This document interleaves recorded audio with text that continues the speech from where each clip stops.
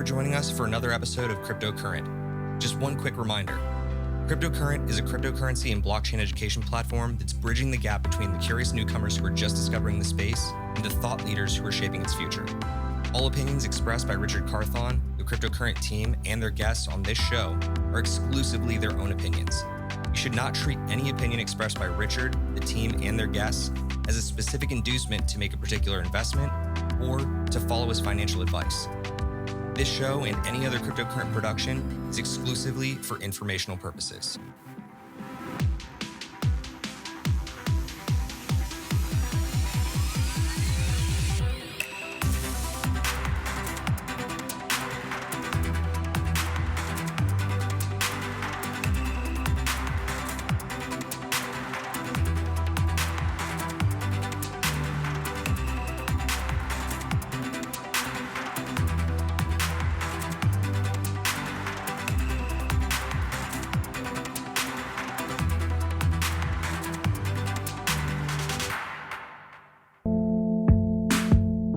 All right, what's going on, everybody? For Cryptocurrent, I'm Stephen Miller, and you are watching the latest in our interview series where we connect you with the thought leaders that are shaping Web3. Today, I'm joined by Roy.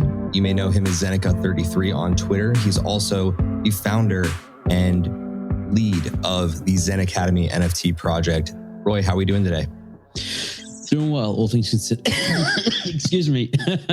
I'm getting over a cold. I was hoping to make it through the 20 minutes without coughing, but yeah, I'm doing well, minus the cough. I was about to say, so we're starting out strong here. Yeah. It's too funny. I was about to say, right now, for anybody who's paying attention, it's been a very rough market these last couple of days, safe to say. And while we're starting out this show with coughing, I feel like everybody's more so just been having a heart attack. So I do want to kind of unpack what's going on in the market, at least from your perspective, because to me, I think that everybody just needs a little bit of a frame of reference. So before we dive in too much to that, I do want to ask our viewers and our listeners, if you're joining us on YouTube, please do us a favor, make sure that you're subscribed to the channel, drop a like and let us know in the comments what you think of this video. But also make sure that you're following us over on your preferred podcast platform of choice, where we will be bringing this to everybody in our community. So, Roy, I do want to ask you, what do you think of what's going on in the market right now? Like, what is your overall take on NFTs and crypto at large right now? Yeah, so there's a lot of fear, a lot of panic, a lot of doom and gloom. There's been several catastrophic events. Obviously, the largest in Web3 has been the whole Terra and UST collapse, a top 10 coin basically going to zero, and two top 50-ish or whatever coins. The repercussions have just been felt widespread. Prior to that, the market was already bearish and has been trending bearish for a while. People were panicking. The wider markets outside of crypto are crashing, and tech stocks are not doing well, and just the whole world is in a bit of a state of disarray. And we're sort of, I think we had been relatively insulated in the NFT bubble for a while, where everything was crashing. Even crypto wasn't performing so well, but NFTs were like, certain collections were still doing well, and blue chips were pumping, and we saw a lot of euphoria in the market in January and a bit of February, and then again, sort of start of April, it was picking up again, and then it just all hit ahead. I think like the other side other deed land sale, which extracted a ton of money from the ecosystem in conjunction with like the gas war, and then Akutar's losing a bunch of money, and then Moonbird's taking a bunch of money out, and then everything else that came after that. And Azuki, I didn't even mention Azuki. That's just a massive thing going on in the space. It's a lot of doom and glooms, and there's a lot of people panicking and prices crashing. But I think, and rightfully so, it is a tricky time for people to sort of cope with what's going on, and it's been tricky for me as well. Like, I've had moments over the last week, many moments where I was like worried, concerned, thinking, oh, did I make a mistake? Should I have sold earlier? Why didn't I sell earlier? Feeling not overextended, but like my allocation was skewed and all sorts of stuff. And, thinking of what a lot of people do is they look at what their portfolio on paper was at its peak and are always comparing that, like, well, a month ago I was worth $100,000, let's say. Now it's only 50,000, and then it's really tough to stomach that loss of on paper loss. And yeah, I mean that's the market right now. Everyone is going through, and there's this like shared misery type situation where it's just very bleak. And I think it's important to try and escape the market, go touch grass, as a lot of people say, take some deep breaths, meditate, exercise, all the right things that everyone thinks you should do. It really is important to try and do them a little bit and just get out of this madness, especially if you're sort of spiraling or just feeling it a lot, Yeah, I mean, the way that you were leaning into it, I mean, it did really seem like a perfect storm all through the last like couple of weeks. Every single event that you hit on were things that I've been thinking a lot about. I mean, granted, I know that you're still, within the Bored Ape Yacht Club ecosystem, and thinking to myself about like how other deeds went and how all that liquidity got pulled out and immediately followed with all of this instant madness, it seems. It can be daunting for an individual investor. And even just somebody who's observing the space from afar, like, for example, our wonderful regulators across the world, they are probably just like chomping in the bit to legislate off all this. And I think that it's more important for everybody to step back and kind of take inventory of it all in the moment, because it's really hard to make decisions off of max pain and regret and things like that. So I think taking inventory is a really important thing there. But a good mutual friend of ours, Emily Evie, says, make sure you drink water, right? That's her big go right there. And again, you've got it on lock, and I've got my version of water over here, which is constantly coffee. So I have to ask, outside of that, like, what do you recommend for people who are feeling that right now, who really, I guess, need to take that step back to either go touch grass or drink some water? Yeah. I think it's hard to, there are unfortunately people all along the spectrum. And the first thing I would say is that no matter where you are, you should not feel guilty for feeling whatever you feel. Like, because there are people who have a lot of money and have lost a little bit, and they want to feel really bad, but then they say, well, this person lost their life savings, and maybe I shouldn't feel bad. And then, I just want to preface everything by saying that no matter your situation, if you're feeling anxious or fearful, it's totally valid, and everyone goes through it regardless of your situation. And it's not a competition, basically. And then I would say, look at your situation and try and, I guess, as objectively as possible, evaluate it, and take stock. And the best advice I saw on this front was, I think, a Twitter thread by OSF a few days ago, who said, take pen and paper, step away from your computer, and just write some thoughts, write down your portfolio, like your positions, and literally mark down like the projects you have high conviction in, low conviction in, medium conviction in, and like take stock that way.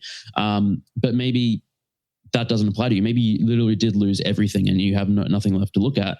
Then it's sort of maybe take stock of your life and look at what you have to be grateful for, thankful for, whether it's a family, whether it's friends, whether it's health, whether it's, there's usually something that you can really, whether it's a roof over your head. And even if it's none of those things, it's the fact that you're alive, that you're still here, that you can always build up, you can always come back. And there's infinite stories of people who, just even in crypto, hit rock bottom and then another rock bottom and another rock bottom, and have come back and been extraordinarily successful because they use that experience to like learn from, and then, educate themselves, and then stick around in the space, rebuild, claw their way back, and then not make those same mistakes or like things again in the future. So no matter where you are, just know that you can, and you can bounce back from whatever situation you're in. Maybe you're in hundreds of thousands of dollars of debt, and you have no money, no assets, and you're freaking out. You can still bounce back. You can still, there's always a path forward. So I just want to really hammer that point home. And then honestly, the thing that helps the most is time. And it's both a good and a bad thing. The bad thing is you can't speed it up. The good thing is you can't slow it down. And you don't have to do anything for it to work. It's just going to work. It's just going to happen. eventually. Like as time goes on, wounds heal, and things get easier. Yeah, it's just remembering that is, I think, really important. And then, all the usual stuff that everyone knows, I'm not going to repeat them again, but just, step away from the computer, journal, eat well, get outside, talk to your friends, et cetera, et cetera, et cetera. Always good things to do. But I think just understanding that whatever you're feeling is valid and that there is a path forward and that time will make things better is just points that I would like to get across. Yeah, one of the things that I spoke about in our weekly Twitter space last night with a couple of my really good friends in the space, one of which you actually accidentally just said his anonymous handle, which is good things. He and I talked very specifically about like how we can learn more from what we've gone through and taking away learnings from not just ourselves, but the other people in the space. So like, go have a conversation with people. Go talk to people who are feeling the way that you're feeling. And I guarantee you right now, for every single listener at home, there are Twitter spaces, there are Discord voice chats, there are plenty of conversations being had across the space right now that are not your typical, let's just call it bro-y hype drive, right? There's a lot that are being more critical. They're taking a second to break down what exactly just happened, what they can learn not only from their mistakes and their failings and fall forward into them and carry them forward, but also to learn from other people. I do want to pitch one. Honestly, I thought it was not just brilliantly timed, but brilliant in terms of content. Go over to Roy's Twitter feed and look for a picture of what he wrote on how to cope. That to me is a great lesson in terms of like what you need to be thinking about right now to get through this time and like set yourself up right in your mind to just walk through step by step, right? But there, you mentioned another one, OSF. There are plenty of things that they've written, to give you the ammunition to move forward. So be thinking about things that way, I think is a really great way to look at it, especially when we're all dealing with max pain right now. So Roy, I do want to take a second and turn back over to Zen Academy while we have you here. There's been a ton that's been developed behind the scenes, and obviously there's plenty that you can't share with me that is still under lock and key. But can you tell me a little bit about your journey since having started it? Because you came on the show last time right when you were starting Zen Academy. What has the journey been like so far to you, and what do people have to look forward to right now? Yeah, so it's been a journey. It's been a whirlwind. I can't remember exactly what I said, but I can imagine what I said, and it was probably along the lines of there is no roadmap. There is no. It is literally just a Discord server. I remember a lot of people asked me at the time. I had friends pull me aside. I was like, "All right, on the website you're saying no roadmap, but really, what are you planning? And I was like, "No, this is it. This is what we're starting with, and we're going to figure it out as we go along." So we launched in November, and for the first couple of months, it was basically that. It was the Discord server. It was a couple of like small things where I commissioned artists and then airdropped art to holders because that was fun and cool to do. And commissioning artists and supporting artists is always a good thing. And then it got to about I think mid-January, and that's when I was like, all right, now what? It's been a while, and what do we do going forward? Because obviously, roadmap or not, I want to keep building in the space. I want to keep pushing the needle forward and providing value and stuff to my community and the wider space. And that's when I really just started thinking bigger picture and expanding the team a bit. Emily came on as a marketing witch to really help with the brand vision. And honestly, less so marketing, although she's definitely helping there, but more just like culture and like lore and storytelling and building out Zen Academy as a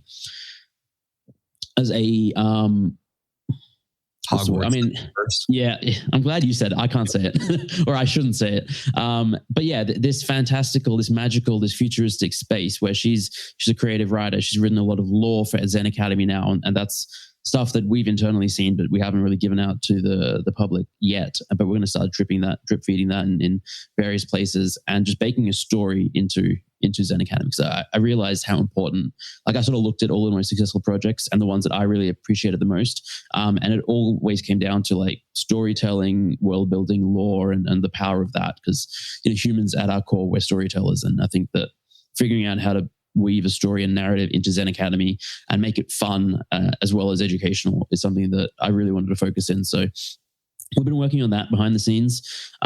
We've done like a redesign in terms of logo, and we have a new website coming out very, very soon, actually, that I'm excited to share next couple of weeks. It's a basic website to begin with, but we'll be iterating on that. We have a Git book coming out where we're just keeping content in a new place outside of Discord. Yeah, I mean, I'll just go through the whole journey, I guess. It's not that long of a story. So then there was a point when I think it was like February or March where I had been looking at other communities and, you know, what people were doing in the space and trying to replicate some of that for Zen Academy. And, you know, there was a lot of collabs and getting mint list spots for your community and running giveaways and hosting AMAs and all sorts of stuff like that, and Twitter Spaces. And so I did more and more of that and added and felt like I was adding value. But I think in reality, what was happening was I was stepping too far back from the community and trying to just replicate other communities and forgetting about what actually made Zen Academy special and what drew people to Zen Academy in the first place, which was my content as well as the community and the focus on the community. And so for a couple of months, we sort of trended sideways. And I honestly, I felt like the soul was leaving Zen Academy a bit. And I was like increasingly panicking a little bit more. Even though everyone around me was saying, you know, I love it, things are fine, these are great. I just felt like it was not doing, it just didn't feel as magical as it first did. So then I thought about how to get it back. And I sort of like consciously made a shift where I was going to like stop focusing on collabs and try and delegate that and not just replicate other people and do what we started doing, which was me being more present, providing content and focusing community first. And that's when I did like the great burn fire. We had like 200 channels in the Discord, which was way too much. Double-edged sword. And like I asked so many people, like, do you like it? Do you want threads instead? And it was always a mixed response. And a lot of people said they hated threads. And then as soon as I did it, I just burned. I like got rid in one night, just got rid of 98% of channels. And we literally went down to 2 channels where you could type and text in, and then some announcement channels. And everyone was like, this is amazing. This is a breath of fresh air. I'm going to spend more time here. It was too overwhelming. And I'm really glad that I did that. And ever since then, it's sort of been like a new leaf has been turned and we're like reinvigorated. Let's see. So that was April 1st. I'll never forget that day. I did it on April Fool's Day, and people came into the server and like, what happened? Is this I could not have picked a worse day. No, you picked the perfect day for it. Let's be perfectly clear. I remember when it happened and I sat there in my chair and laughed my ass off because I knew that everybody was going to be like, this has to be an April Fool's prank. And I'm sitting here, is absolutely not an April Fool's prank. I wasn't even thinking of it. Honestly, it was the worst day for another reason as well. I did it on a Friday, and like literally a week or two earlier, I made an announcement talking about how at Zen Academy, we really want to work on work-life balance, and the team is going to take weekends off and be light mode. And then I'm sitting there talking to the team about, I just burned it all, and people coming to the questions, and it was the weekend. And I was like, oh, I guess I'm working all weekend. So I was just sat there the whole weekend, just fielding questions and slowly building back. But yeah, it worked out really nicely. And so that's Discord stuff. And then we're sort of planning 2 IRL events. Our first 2 events. So we're going to be at MET Amsterdam, June 14th, 17th. And then basically straight after that, head to NFT NYC. And we're going to have events at both, which is a lot of fun. Just like I'm excited on multiple fronts. I've never really been to any sort of NFT event. So to meet so many people that I've spoken to, worked with, chatted with, wanted to meet, just to meet them in the flesh, as well as obviously just meeting the community and having a community event and having fun with the community. And we have some merch stuff planned and some other cool things. And yeah, so that's the event side of things. And then, so Nars Academy, this is a t-shirt I'm wearing. I did a course with them. I think I started talking to them in December. I think we filmed in February and then got released early April. So it was a long process. And the course is on how to launch an NFT project. And it's been honestly very well received, which shocked me because I was not expecting that. I wasn't trying to be humble. I just literally during the course, I felt like I didn't go into enough detail and didn't provide enough. But I guess it's a case of if I think it's not enough information, it's different to someone brand new to the space viewing it. And for them, it might be a ton of valuable information. So that course has gone really well. And now, and which is, it's a paid course, but it's free for Zen Academy holders. And then I'm going to Dubai in 2 weeks, and I'm going to be filming 2 more courses. One is on community building and growing a community, and just using what I've learned over the last 6 to 8 months growing Zen Academy, as well as talking and advising other projects, seeing what's worked and what's not worked. And I'm really excited for that one. But I'm actually even more excited. The second one, which ties into what we were saying earlier, is on mental health and keeping sane in this space, and strategies, tips, things I've learned, things to think about, all that kind of stuff. And excuse me. And we're sort of figuring out, actually, I had a meeting today about it. So we haven't figured out the syllabus yet, but it's coming soon. It'll be a shorter course, but the hope is for sort of a 2-pronged approach. One is for it to be proactive minded. So people take the course and can put things in place and maybe work out a strategy and mental framework, so that if and when events like the last week happen, they aren't hit as hard as maybe someone underprepared is hit. But the other approach is, obviously, a lot of people will probably not have done that, not do that, and find themselves in a place where they are feeling it and they're like really in a bad mindset. And then to maybe give them some actionable steps for things to do or just basic words of advice and encouragement and support but actually more actionable steps, because then what people are looking for to how can you move forward and get out of this, and where to look for support and that kind of stuff. So yeah, those 2 we're filming end of the month, as well as we might be filming some stuff at NFT NYC. And also, it's not just me. So now we're starting to bring other content creators in to produce some stuff under the Zen Academy banner. So one person, I don't know if you're familiar, Swambat is his name on Twitter. He produces these really great analytical charts, and I love his content. And I think that, anyway, he's going to create a course that will also, I'm pretty sure, be free for Zen Academy holders. And then that will be coming out. So let's say end of May, maybe July, those courses will come out June, July, August sometime. And then there's a PFP project, which we've hinted at a bunch and spoken about, and we are actively thinking about it and brainstorming and working on it. But honestly, I haven't figured out a way to do it that seems perfect yet. And I don't want to just put another PFP project out there just for the sake of doing it. I think there are valid reasons, and that's why I didn't do it in the first place with Zen Academy. That said, I think there are valid reasons to, for fun, honestly, people enjoy having a PFP. They enjoy feeling part of a community with some visual representation that they can use, and it maybe bakes into the story and lore a bit more.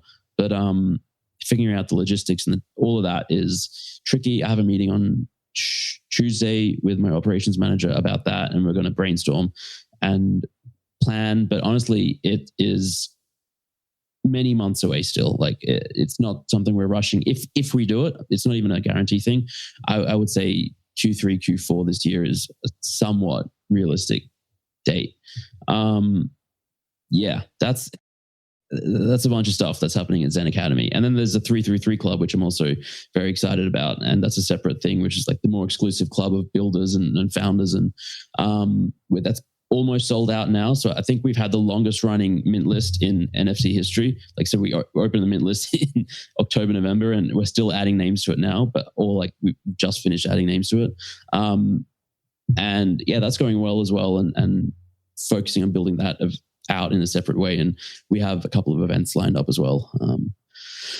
Yeah, that's the last 6 months at Zen Academy. And it's been an absolute journey though. I mean, look, for what we talk about at the beginning of the show, actually finding learnings and carrying them forward, though, it sounds like you guys have had quite a few along the journey. And I'm really excited to see all that. And just to make sure that every listener at home understands this, all of those courses that you just talked about, all of the mints in the future that are coming up, all of that's going to be accessible to people with the Zen Academy passes and the 333 Club passes, correct? Yes, that's correct. All of the content will always be, honestly, in an ideal world, all education content would be free for everyone. But realistically, well-produced content that takes time and effort and multiple people working on it, it has costs. So, but for Zen Academy holders, if you hold either of the tokens, yes, everything will be free, as well as when we do if we do the PFP project, if and when, it'll be free. It'll be very. I'm all about giving value back, basically. So we'll find ways to reward holders, and I'm also working with a lot of other communities to sort of find ways to give them access to Zen Academy, just as a Discord community, but then also like discounts to the course, free passes to the course to give to their communities, things like that.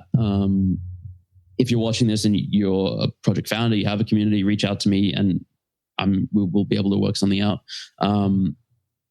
Yeah. And yeah, we're working on a couple other things. So like we've produced a glossary of terms for like common NFT terms that we're putting out there. And currently it's pretty hard to find, but I think with a new website, it'll be a little easier. As well as I'm working on like a really basic ebook that is, honestly, it's repurposing a lot of my old content, but like Twitter threads that I've written that I think are valuable and a lot of people really appreciated. But I've pretty much lost, like that it's very difficult to find them. So we're trying to go through and find them and put them in like an ebook format, which will be free and available to everyone. Awesome. Yeah. Well, look, there's a lot of things to look forward to over at Zen Academy, and there's a lot of resources out there for everybody. So make sure that if you at home are keeping yourself crypto curious and you are interested in the space, keep forcing yourself to learn forward and look for people like Roy, who have a lot of great threads out there on Twitter that are being really thoughtful and intentional about the space. It's one of the things that I appreciate most about Zen Academy and what they've done so far is the fact that I would call it 95% of what you see is extremely intentional and purposeful.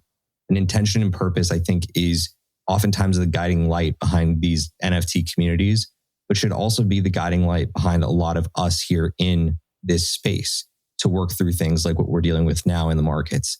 So, Roy, I really do appreciate you taking the time to come on today. It was a blast. Can you do me a favor and give everybody the handle to go follow Zen Academy? Because I know that on screen right now, but at home for podcast listeners, they don't have it. You can follow yes, absolutely. at Zeneca_33, but where can they follow Zen Academy?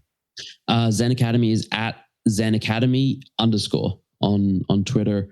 And I'll also mention this. We have the access to the Discord. Full access is gated behind a token, but anyone can join the Discord, click an emoji and get free access, which is basically read-only access. So you can try before you buy. You can, if you can't afford it, you can come, you can read content, see what people are talking about, read the entire Alpha Hub section, which, you know, I don't think of us an Alpha community, but people like to share about mints going on and all of that. You can get all that for free. So you can find the links to that in the Zen Academy Twitter bio, in my Twitter bio, and all that. Perfect. Well, Roy, thanks again for coming on. For those of you at home, thank you for listening. We really appreciate you taking the time today. We hope that you're doing okay. We hope that you're making it through this storm. I'm sure that you will. But until next time, when we meet for our Wednesday Aftershock show, or even our next interview on Friday, we certainly hope that you'll stay cryptocurrent. Have a great day.